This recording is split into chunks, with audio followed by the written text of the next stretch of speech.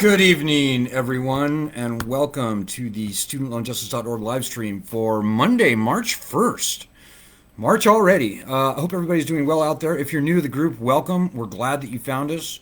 We are studentloanjustice.org. We are the oldest, largest, and I would say probably the strongest group in the country actually fighting for student loan justice. We've been around for 16 years now. We've been featured top story on 60 Minutes, on NPR, on PBS, Los Angeles Times, Wall Street Journal, Fox News, you name it, we've been on it.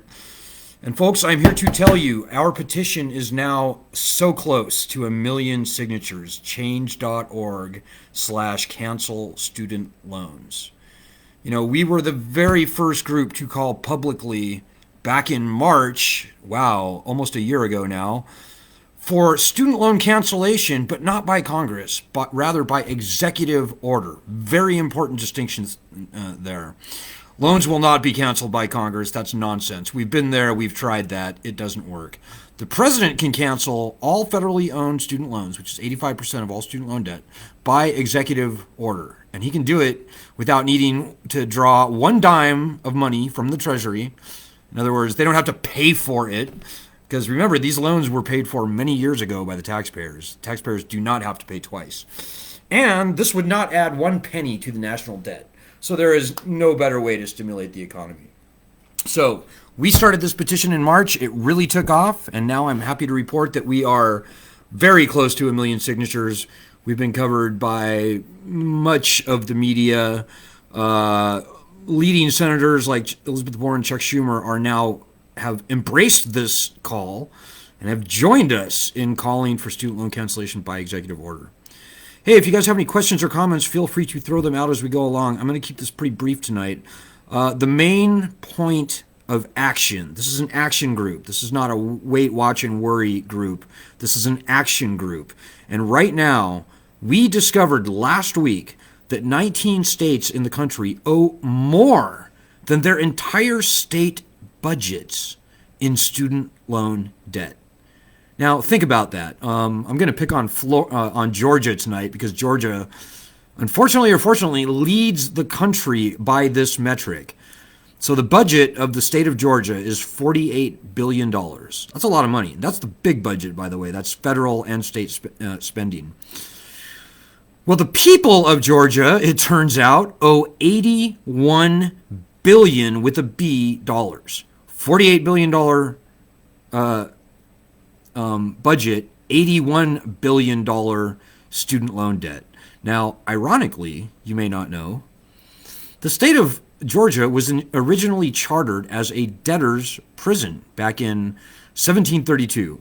So some very dark and sinister forces are at work, clearly intent on turning the state of Georgia back into a debtor's prison, maybe without walls or something. But just think about that, folks. That's outrageous. You know, that even ones, and by the way, Florida, I don't have the list in front of me, but of those 19 states that owe more than their state budgets in student loans, 13 of them voted for Donald Trump in 2016. Now, I know the recent election, there's still some controversy, whatnot, but, even counting the most recent election, 2020, 11 of those 19 states are solidly red states. So we're talking Texas, we're talking Florida, we're talking Missouri, Ohio, I think Kentucky, Alabama, Tennessee, North Carolina is really bad. So I don't know what's going on there. Don't shoot the messenger.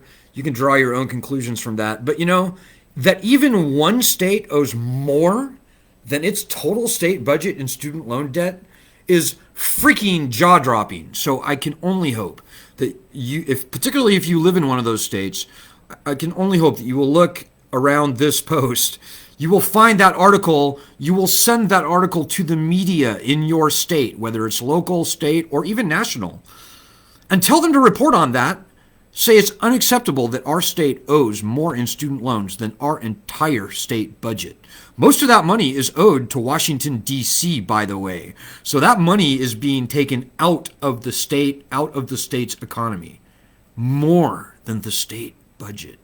Just think about that. It's just ridiculous. So that's it, guys. You can use our contact list, which again you can see posted somewhere around here.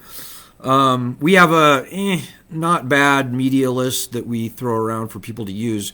It's not a complete list, though. You know, you sitting there, whether you're in Georgia or Texas or Florida or Alabama or wherever you may be, Ohio, Missouri, wherever you may be, you probably know the media a little better than we do here from Ground Central here. So, come on. We've got some smart people on this group. We've got some creative and clever people on this group. We've got some very resourceful people on this group. I'm asking you all to make it your mission to make sure that the local, state, or national media reports on this jaw-dropping story. This is a bombshell, folks. I'm telling you. We've been involved with the media for the 16 years that we've been doing this. We've been featured top story on 60 Minutes. We've been front page on the New York Times and front page stories at Rolling Stone magazine and NPR and PBS and you name it, from left to right.